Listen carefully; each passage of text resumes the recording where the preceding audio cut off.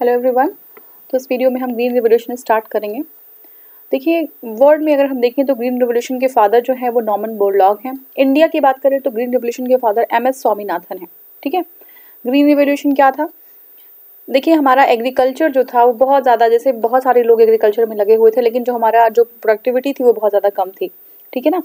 तो उस टाइम वो ऐसा समय था जब भारत बहुत गरीब हुआ करता था। इंडिपेंडेंस मिलने के जस्ट बाद बहुत सारे लोगों का पहला हमारा एम ये हो गया था कि कैसे लोगों को फीड कराया जाए।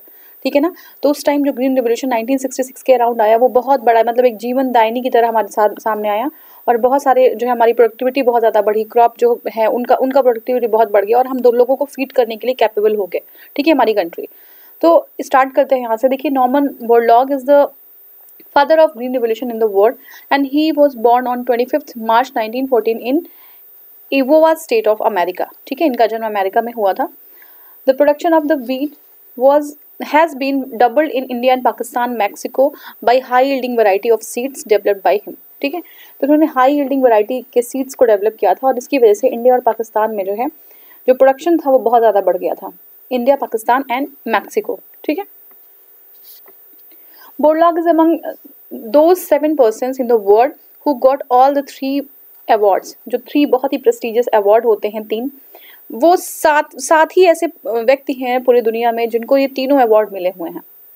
कौन कौन से अवार्ड हैं देखते हैं। देखिए, एक तो नोबेल प्राइज है, दूसरा है प्रेसिडेंशियल मेडल ऑफ फ्रीडम और third is congressional gold medal. तो ये जो तीनों अवार्ड्स हैं वो नॉर्मन बोरलॉग को मिले हैं।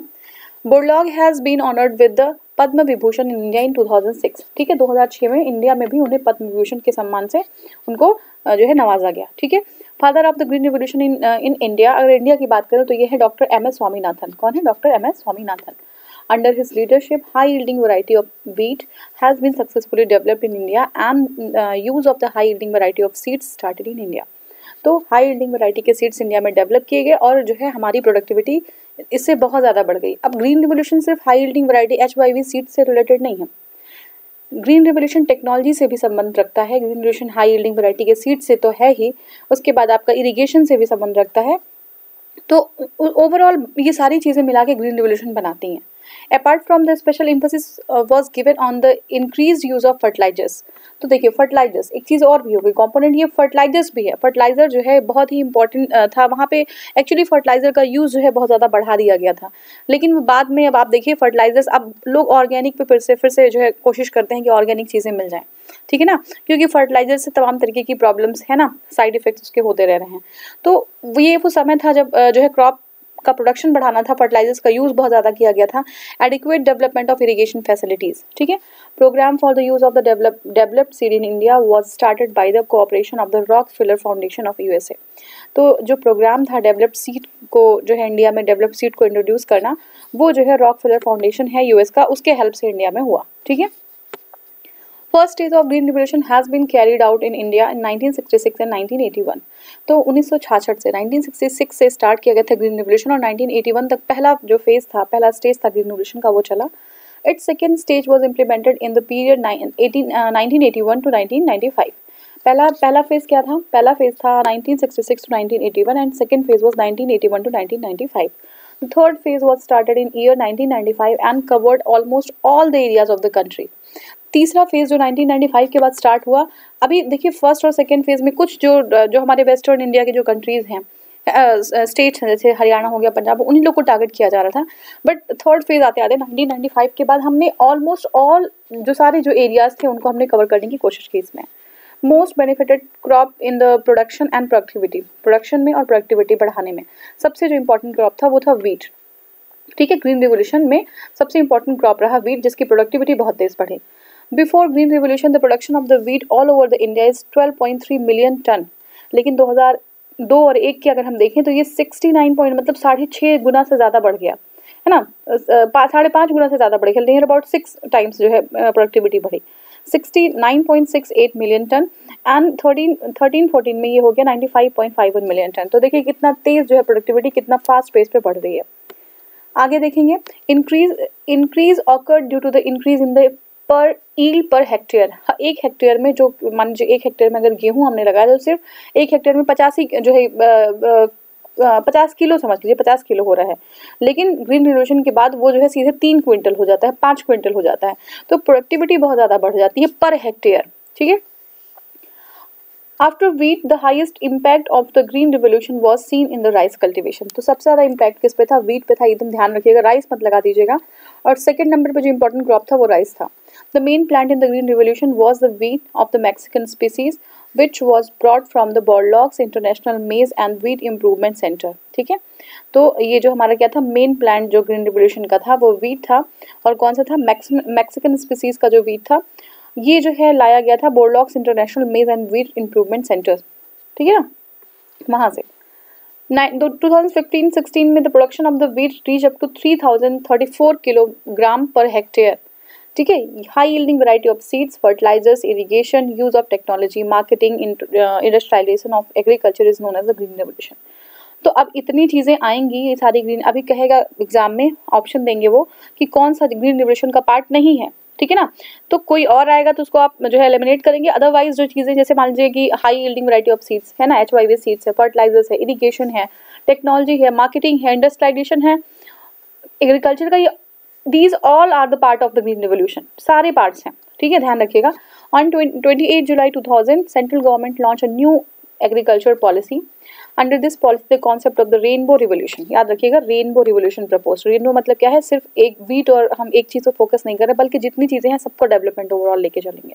तो this policy all the revolution directly और indirectly related to the agriculture activities were included. ठीक है, तो एग्रीकल्चर एक्टिविटीज जो है इंक्लूड जो है इसमें बहुत सारी जो वैराइटीज थी, बहुत सारे जो क्रॉप्स थे उनको इंक्लूड किया गया था। ठीक है, अब कौन कौन से देख लेते हैं। देखिए variety various revolutions and it's areas. ठीक है, अब देखिए ग्रीन रेवोल्यूशन है तो हम जो है किसको ग्रीन रेवोल्यूशन में इंक्लूड करते हैं?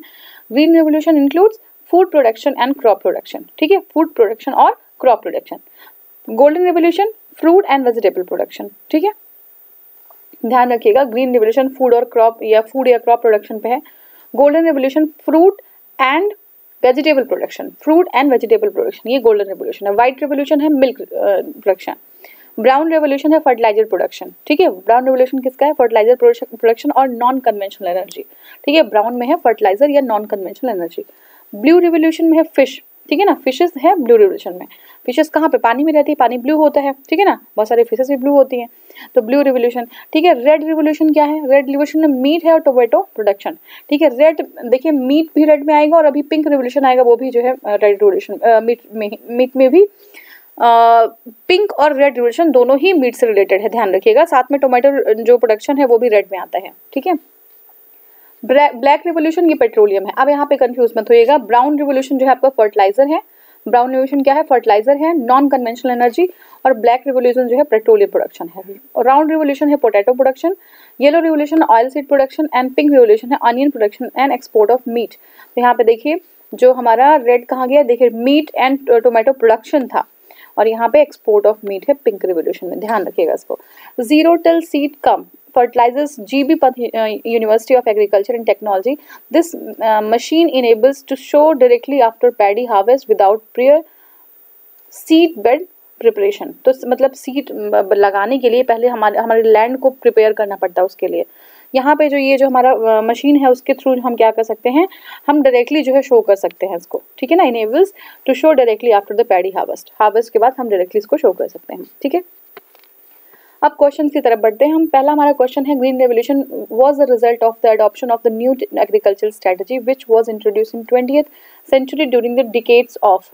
ठीक है, तो किसके डिकेड्स में? कौन से? हमने क्या कहा था? 1966। ठीक है, तो ये 60s में था, 60s में था। ठीक है, देखिए green revolution started in 7th decade in the year 1966 और 1966 ओके ये एक्चुअली हाँ which was the first stage and underwent till 1981. The first stage, Haryana, Punjab, Western Uttar Pradesh were included. Second stage commenced from the 1981 to till 1995 and the third stage 1995. ठीक है, 1995 से start हुआ था third stage, which included the state of India. मतलब mostly state हम जो है third stage में हमने cover किया था 1995 के बाद.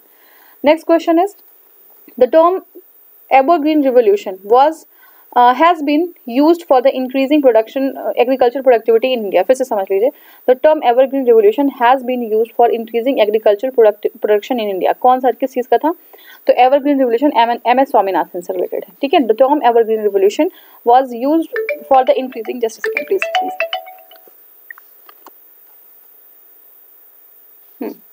तो देखिए, term green revolution was used for the increasing agriculture production in India. It was used by the father of the India's green revolution, Dr. M. S. Swaminathan. He described evergreen revolution as increasing productivity in perpetuity without ecological harm. ठीक है, देखिए increase करना हमें productivity, लेकिन without any harm. हमें जो है अपने नेचर को बिना हार्म किए जो है हमें प्रोडक्टिविटी को इंक्रीज करना होगा, ठीक है ना। नेक्स्ट हमारा है, doctor Swaminathan has propose the following steps for the second green revolution. कौन कौन से हैं? Use of bio fertilizers and compost along with chemical fertilizers. क्या है? Use of bio fertilizers and compost along with the chemical fertilizers. Second is rain water harvesting, land development to get facilities like industries. Next is emphasis on the agricultural economic zones and contract farmings.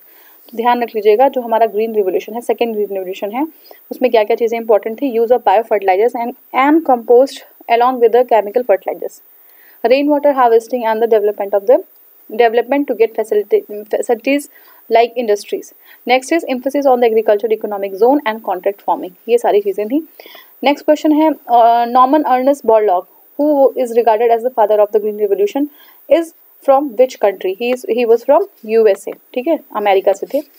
देखिए, Norman Ernest Borlaug was born on 25th March 1914 in Iowa, US के थे, ये America के थे. He took up the agriculture research position in Mexico, ठीक है ना. यहाँ ना मैक्सिको में इन्होंने रिसर्च किया था अपना.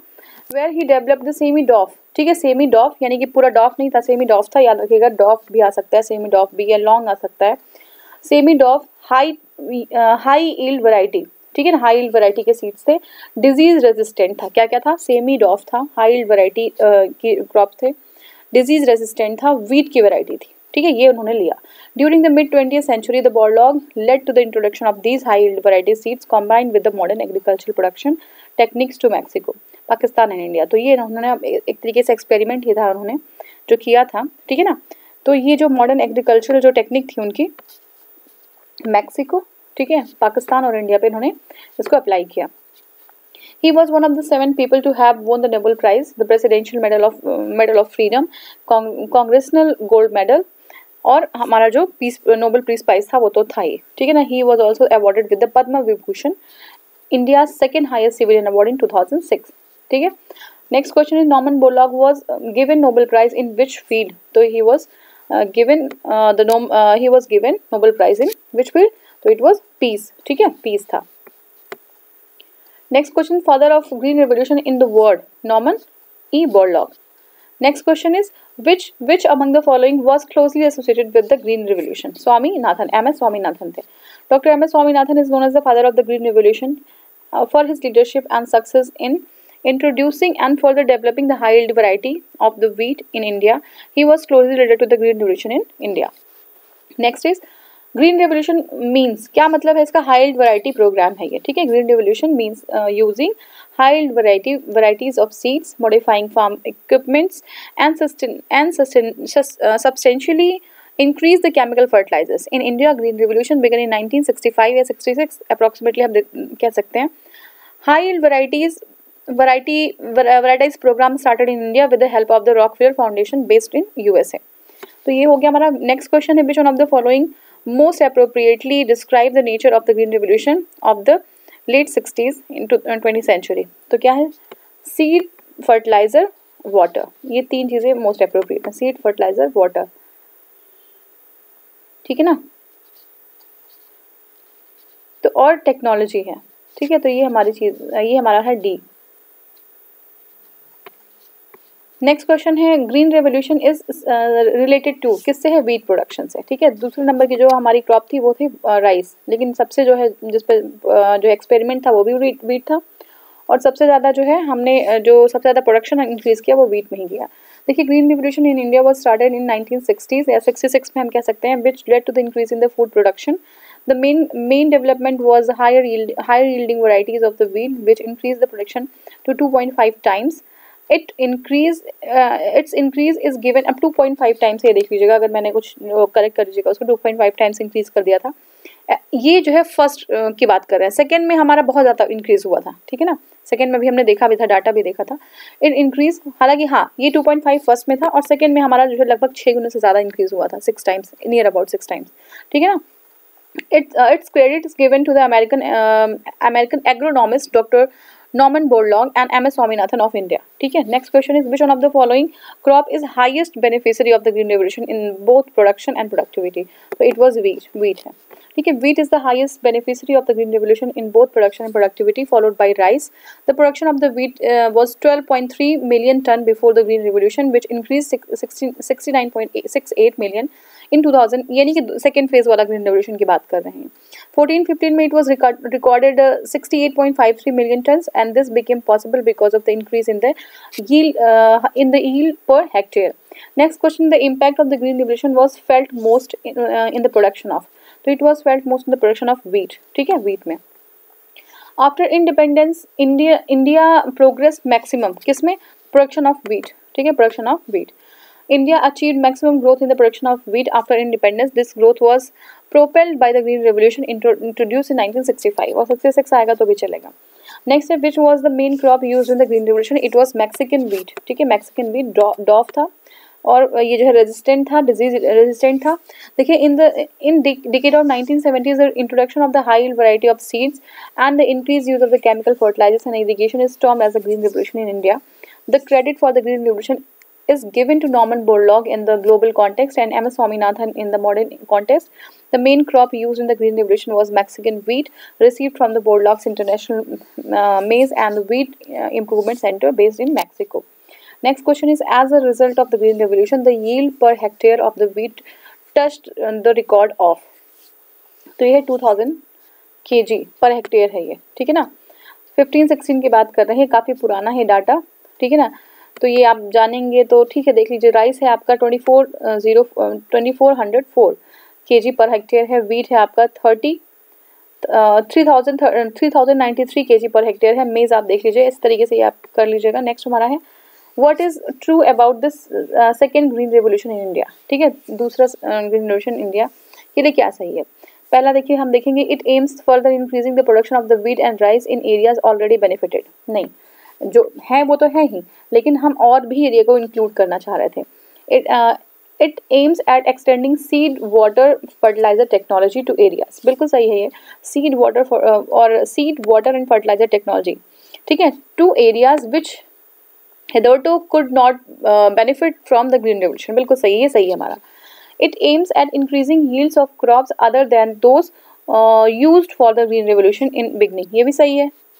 ओके, एक second, it aims eight increasing the yield of crop other than those used for the green, नहीं ये सही नहीं हमारा, ये गलत है, ठीक है, फोकस उसी पे था हमारा। It aims eight integration cropping, integrating cropping with animal husbandry, social forestry and fishing, ठीक है, तो ये हमारा जो है सही है, सोशल फॉरेस्ट्री और फिशिंग को भी इंक्लूड किया गया था। तो देखिए, second green revolution in India aims at extending seed water fertilizer and technology to areas which could not be benefited from the green revolution and integrating agriculture with animal husbandry, social forestry, fishing. It does not aim to yield the crop other than the used in green revolution in beginning. The statement 2 and 4 are correct, ठीक है। Next है, select the component of the green revolution by using the given code, क्या है code हमारा।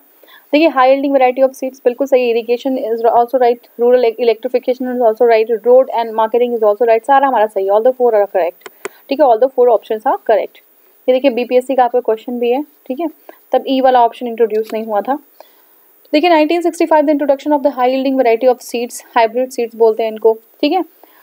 Increase the use of the chemical fertilizers, irrigation, rural electrification and connectivity to the marketplaces through the roads led to increase in the production needed to make the country self-sufficient in the food grain, which was called the Green Revolution. Thus, the 4 components सारे जो हमारे हैं वो सारे सही हैं green revolution के लिए, ठीक है।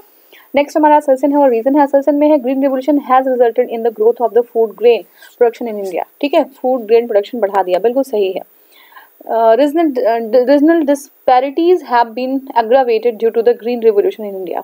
देखिए रीजनल डिस्पैरिटी बढ़ी थी क्योंकि ये बाद में जाके सही हुई, सेकेंड थर्ड में जाके कुछ थोड़ा ठीक हुआ, लेकिन ये जो हमारा हरियाणा और ये पंजाब वाला जो स्टेट है वेस्टर्न में, ये तो फिर जो है वो डेवलप हो रहे थे। बाकी जो इधर जो है स्टेट थे, है ना, जो है गैंगटिक प्लेन था और इधर का जो स्टेट था ईस्टर्न स्टेट थे, उसमें डिस्पैरिटी बढ़ी। एक स्टेट बहुत ज़्यादा उसकी जो पर कैपिटा इनकम है वो बहुत बढ़ी, दूसरे सिटी कम हुई, तो दोनों ही सही है हमारा। देखिए green revolution in India was a period when the agriculture in India resulted in the growth of the food grain production, the adoption of the new agricultural technology, high yielding variety of seeds, plant breeding, irrigation, etc. increased in the production of the food grain. Thus, assertion is correct. Green revolution spread only in irrigated and high potential rainfed area. ठीक है, जो villages और regions without access to sufficient water were left out. ठीक है, वो उनको green revolution का फायदा नहीं मिल पाया जहाँ पे जो है इरिगेशन की फैसिलिटी नहीं थी।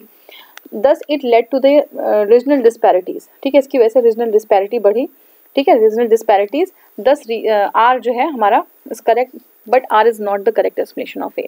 आर सही है बट ए का एक्सप्लेनेशन सही नहीं है, ठीक है। नेक्स्ट हमारा क्वेश्चन है rainbow revolution is related to.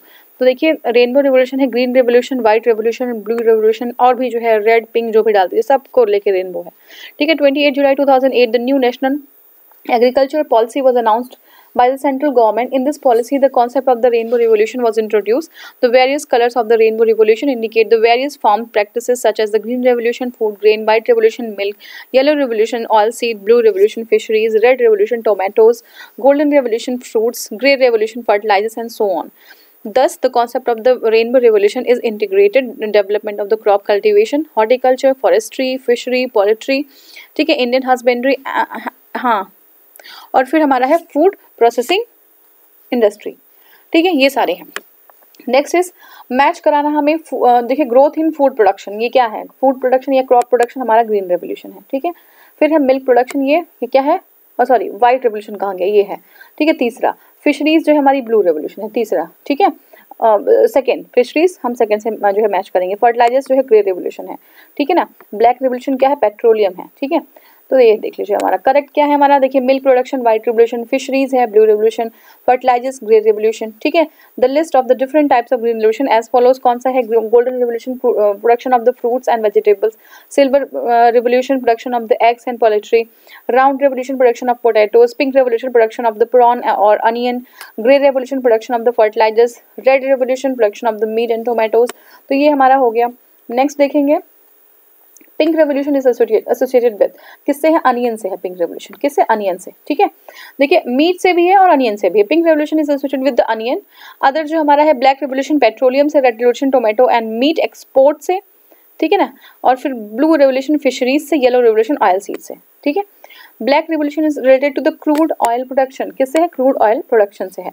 Next is which of the following is not correctly match, golden revolution horticulture, ठीक है ना, हमारा जो है वो फ्रूट्स वगैरह से, ठीक है, वेजिटेबल से। व्हाइट रेवोल्यूशन मिल्क से, ब्लू रेवोल्यूशन जो है फिशरीज है, पोल्ट्री नहीं है, ठीक है, ये गलत हो गया। ग्रीन रेवोल्यूशन एग्रीकल्चर सही है। देखिए green revolution blue revolution refers to the remarkable emergence of the aquaculture, ठीक है। Aquaculture refers to all forms of active culturing of the aquatic plants, animal plants and fishes. It is not related to the poultry, ठीक है। तो ये हमारा जो है ये करेक्ट नहीं होगा, यही हमारा गलत हो जाएगा। ये जो हमारा है ब्लू रेवोल्यूशन हमारा फिशरीज से है, ना कि जो है पोल्ट्री से है। नेक्स्ट है ब्लू रेवोल्यूशन क्या है, ब्लू रेवोल्यूशन हमारा फिशरीज से है, ठीक है, फिशरीज से है। नेक्स्ट क्वेश्चन क्या है, which one of the following is associated with the blue revolution, कौन सा है, फिशरीज है, फिशरीज जो है एसोसिएटेड ब्लू रेवोल्यूशन से। नेक्स्ट हमारा क्वेश्चन है among the following which one is related to the blue revolution, pisciculture, pisciculture हमने पढ़ा था ना, फिशरी से रिलेटेड होता है। तो देखिए blue revolution in India is related to the pisciculture. Pisciculture involves the raising fish commercially and enclosures to और टैंक, ठीक है, इनक्लोजर्स और टैंक, ठीक है। ये आपका है breeding, rearing, transplantation of fish by artificial means are called as the fishiculture. India's blue revolution focused on the fish production. Next है zero till seed cum fertilisers drill was developed at. तो ये GB Pant university of agriculture and seed technology Pantnagar, agriculture and technology Pantnagar, यहाँ पे जो है develop किया गया था. Zero till seed cum fertilizer drill was developed by the GB Pant University of Agriculture and Technology, Pantnagar, and this machine enables to sow directly from the paddy harvest without prior seed bed preparation. Paddy harvest के बाद हम sowing तुरंत कर सकते हैं, हम उसको seed bed, हमारा जो लैंड है उसको प्रिपेयर नहीं करना पड़ता सोइंग करने के लिए. This saves the diesel, tractors, working time, labours and most importantly it gives higher yield. Next question is which one of the following is not correctly matched with regard to the revolution in agriculture. देखिए white revolution milk से है, green revolution food grain से है, golden revolution horticulture से है, blue revolution fisheries से है. यही गलत हो जाएगा. Blue revolution is related to fisheries not poultry, thus जो है डी इज नॉट करेक्ट. तो ये हमारा हो गया. और नेक्स्ट जो हमें करना है वो है फूड क्रॉप्स. ठीक है, फूड क्रॉप्स है, राबी क्रॉप्स हम पहले स्टार्ट करेंगे. तो ये नेक्स्ट वीडियो में हम जो है राबी क्रॉप्स को स्टार्ट करेंगे. Thank you so much for watching. Thank you.